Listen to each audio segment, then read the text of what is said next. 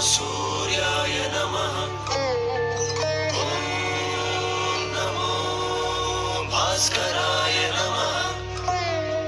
ॐ नमो आदित्याय नमः। ततो युद्धपरिश्रान्तं समरे चिन्तया स्थितम् रावणं चाग्रतो दृष्ट्वा युद्धाय समुपस्थितम् दैवतैश्च समागम्य द्रष्टुमभ्यागतोरणम् उपगम्य ब्रवीद्रामम् अगस्त्यो भगवान् ऋषिः।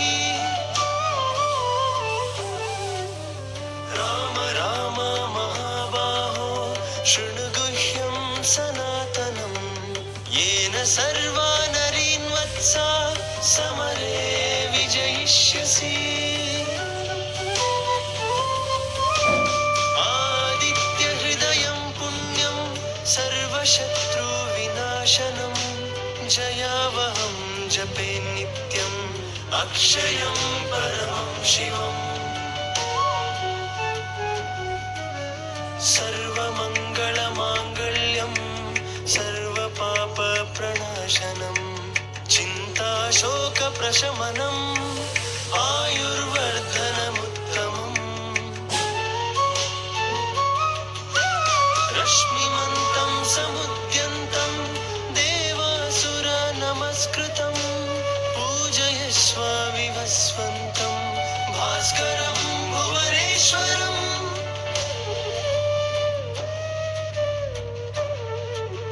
सर्वदेवात्मको हेशा तेजस्वी रश्मिभावनः येष देवासुरगणान् लोकान् पाति गभस्तिभिः। येष ब्रह्मा च विष्णुश्च शिवः स्कन्दः प्रजापतिः महेन्द्रो धनदः कालो यमः सोमो ह्यपाम्पतिः।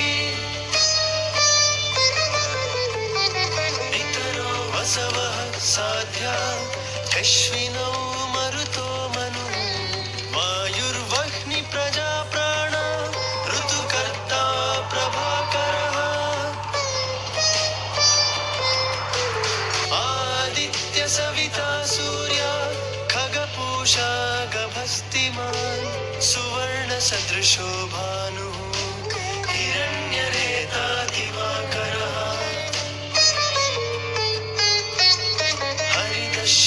सहस्रार्ची सप्तसप्तिर्मरीचिमान् तिमिरोन्मथन शम्भुः त्वष्टमार्ताण्डकोऽंशुमान्।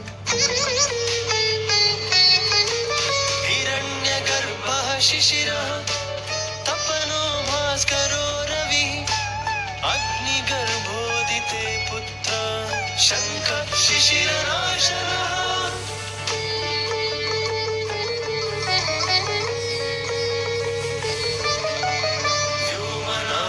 स्तमो भेदी ऋग्यजुस्सामपारगः घनावृष्टिरपां मित्रो विन्ध्यवीथिप्लवङ्गमः।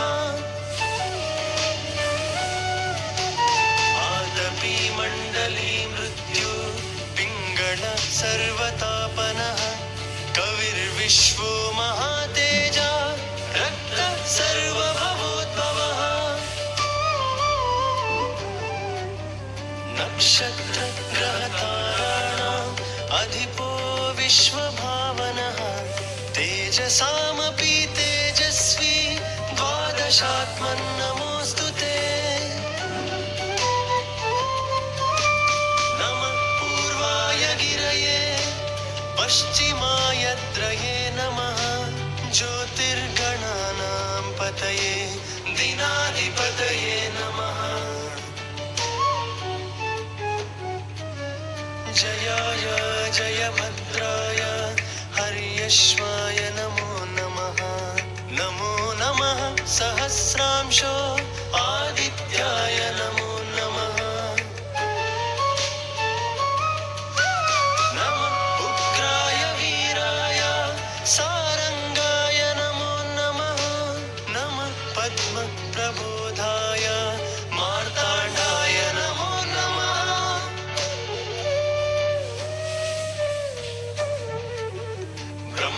ईशानाच्युतेशाय सूर्ययादित्यवर्चसे भास्वते सर्वभक्षाय रौद्राय वपुषे नमः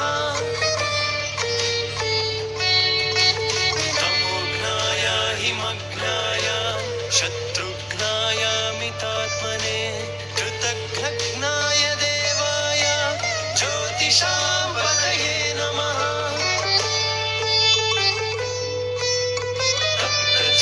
तप्तचामीकराभाय वह्नये विश्वकर्मणे नमस्तमोऽभिनिघ्नाय रुचये लोकसाक्षिणे नाशयत्येष वैभूतं तदेव सृजति प्रभुः पायत्येष तपत्येष वश्यत्येष गमस्तिभिः येष सुप्तेषु जागर्ति भूतेषु परिनिष्ठितः येष एवाग्निहोत्रं च फलं चैवाग्निहोत्रिणाम् वेदाश्चक्रतवश्चैव क्रतूनां फलमेव च यानि कृत्यानि लोकेषु सर्व एषा रविप्रभुः सा सा सरि सा सा सरि सरि सा धरि पद रि रि रि रि रि रि रि रि गरि सा नि सा येन मापत्सु कृच्छ्रेषु कान्तारेषु भयेषु च कीर्तयन् पुरुषः कश्चिन् नावशीदति राघव पूजयस्वैनमेकाग्रो देवदेवं जगत्पतिम् एतत् त्रिगुणितं जप्त्वा युद्धेषु विजयिष्यसि अस्मिन् क्षणे महाबाहो रावणं त्वं वधिष्यसि एवमुक्ता तदागस्त्यो जगाम च यथागतम्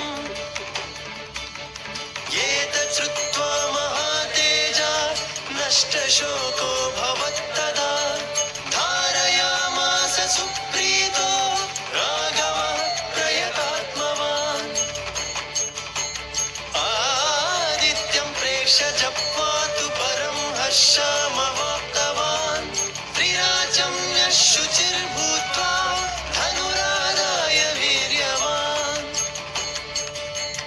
रावणं प्रेक्ष्य हृष्टात्मा युद्धाय समुपागमत् सर्वयत्नेन महता वधे तस्य धृतोऽभवत् धिं धिं तर्गडा धिं धिं तर्गडा धिं तर्गडा धिं तर्गडा धिं तर्गडा धिं तर्गडा धिं तर्गडा धिं तर्गडा अधर विरवदन् निरीक्षरा